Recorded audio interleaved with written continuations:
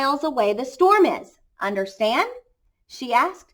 We need to know how far away the storm is so we have time to make the cake and get it into the oven before the storm comes, or it won't be a real thunder cake. Her eyes surveyed the black clouds away off in the distance. Then she strode into the kitchen. Her worn hands pulled a thick book from the shelf above the wood stove. Let's find that recipe, child, she crowed as she lovingly fingered the grease-stained pages to a creased spot.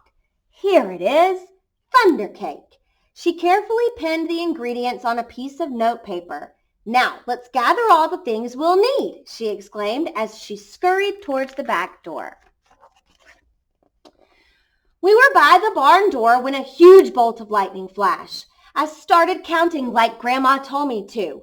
1, 2, 3, 4, 5, 6, 7, 8, 9, 10. Then the thunder roared. 10 miles. It's 10 miles away, Grandma said as she looked at the sky. About an hour, I'd say. You'll have to hurry, child. Gather them eggs careful like, she said. Eggs from mean old Nellie Peck Hen. I was scared. I knew she would try to peck me. I'm here. She won't hurt you. Just get them eggs, Grandma said softly. The lightning flashed again. 1, 2, 3, 4, 5, 6, 7, 8, 9, I counted. 9 miles, Grandma reminded me.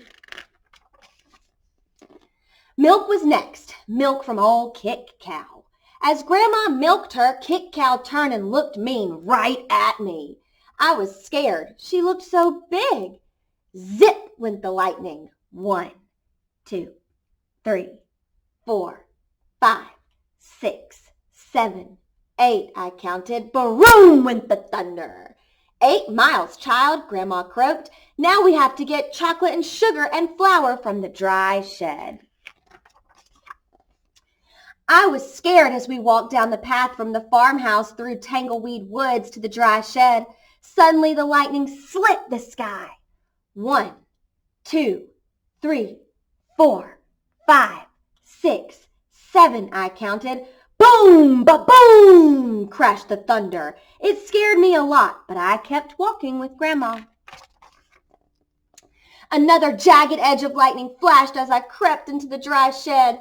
1, 2, 3, 4, 5, 6, I counted. Crackle, crackle, boom, kaboom, the thunder bellowed. It was dark and I was scared. I'm here, child, Grandma said softly from the doorway. Hurry now, we haven't got much time. We've got everything but the secret ingredient. 3 overripe tomatoes and some strawberries, Grandma whispered as she squinted at the list. I climbed high up on the trellis. The ground looked a long way down. I was scared. I'm here, child, she said. Her voice was steady and soft. You won't fall. I reached 3 luscious tomatoes while she picked strawberries.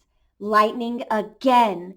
1, 2, 3, 4, 5, I counted. Kabang, kaboom, the thunder growled.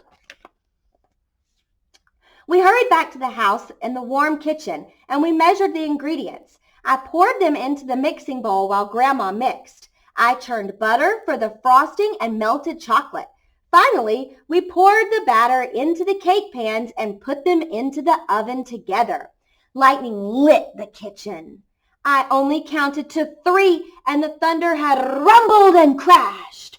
3 miles away, Grandma said, and the cake is in the oven. We made it. We'll have a real thunder cake. As we waited for the cake, Grandma looked out the window for a long time. Why, you aren't afraid of thunder. You're too brave, she said as she looked right at me. I'm not brave, Grandma, I said. I was under the bed, remember? But you got out from under it, she answered, and you got eggs from mean old Nellie Peck Hen. You got milk from old Kick Cow.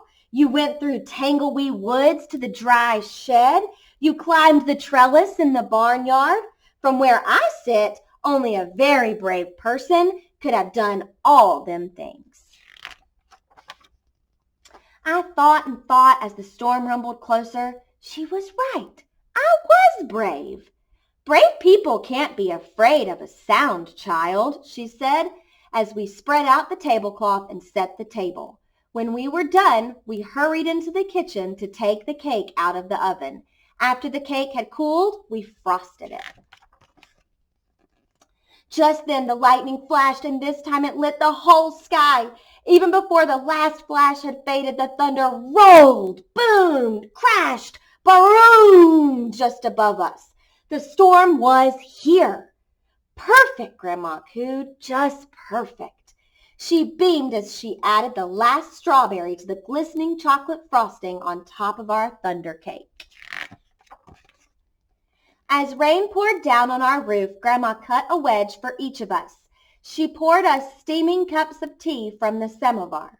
When the thunder roared above us so hard it shook the windows and rattled the dishes in the cupboards, we just smiled and ate our thunder cake. From that time on, I never feared the voice of thunder again. The end.